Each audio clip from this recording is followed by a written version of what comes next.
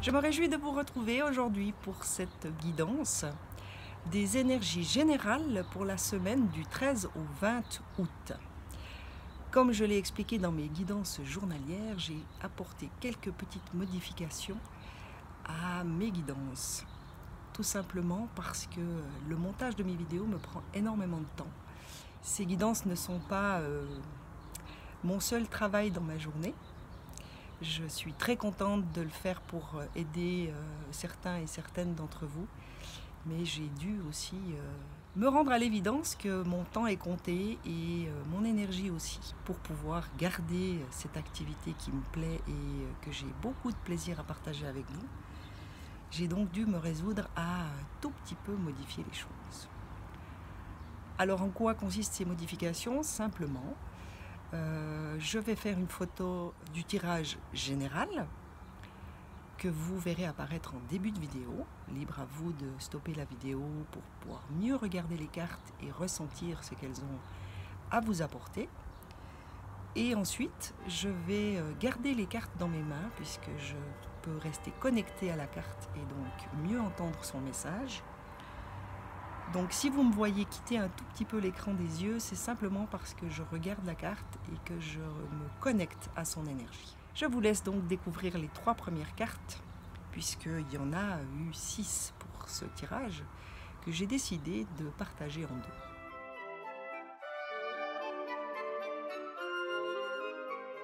Alors bonne nouvelle pour les énergies générales de cette semaine, la première carte qui est tombée c'est le soleil. Le soleil représente le nouveau départ, représente les nouveaux commencements. Bref, c'est une carte qui, pour moi, rayonne. Elle nous invite, pour cette semaine en tout cas, à rester solaires, messieurs et mesdames. Soyez dans la joie, soyez dans les rayons du soleil, qu'ils soient intérieurs ou tout simplement extérieurs. Réjouissez-vous parce que des nouveaux départs, pour certains et certaines, pourraient bien naître, pourraient bien voir le jour cette semaine. Soyez attentifs à tout ce qui pourrait se représenter à vous dans cette semaine et qui pourrait vous permettre de commencer quelque chose de nouveau et qui vous appelle. La deuxième carte est la carte de la tromperie. Alors, restons attentifs parce que peut-être que dans notre entourage ou dans certaines situations de notre vie, il pourrait s'agir de tromperie. Alors ça peut représenter la tromperie de l'extérieur. Donc vous pourriez avoir affaire à des gens peut-être qui feront usage de la ruse pour obtenir quelque chose de vous. Ou alors il pourrait s'agir de tromperie de vous-même. Ça veut dire que peut-être que certains d'entre vous sont dans une forme de déni de certaines situations ou de certains sentiments qu'ils ont en eux et qui nécessiteraient peut-être d'être un tout petit peu plus honnête et authentique vis-à-vis de vous-même. Alors soyez attentifs, regardez, écoutez et surtout ressentez ce qu'il vous est amené pour cette semaine. La troisième carte vient nous parler de notre chakra sacré. Donc c'est le chakra qui se trouve juste en dessous de votre nombril et qui nous parle de notre créativité, de nos intuitions et de notre sexualité. Ce que je ressens quand je tiens cette carte, c'est qu'il sera utile de rester bien ancré dans nos intuitions, parce que j'ai pas besoin de vous dire qu'elles sont toujours justes. Et concernant la carte de la tromperie, je pense qu'il faudra vraiment faire appel à notre intuition pour bien ressentir les situations qui pourraient dégager un peu des énergies de tromperie ou de duperie.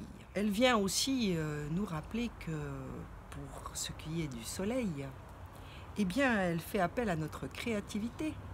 Et peut-être que certains d'entre vous auront besoin de cette créativité pour démarrer peut-être une nouvelle activité ou une nouvelle passion. Je vous laisse découvrir maintenant les 3 dernières cartes de ce tirage.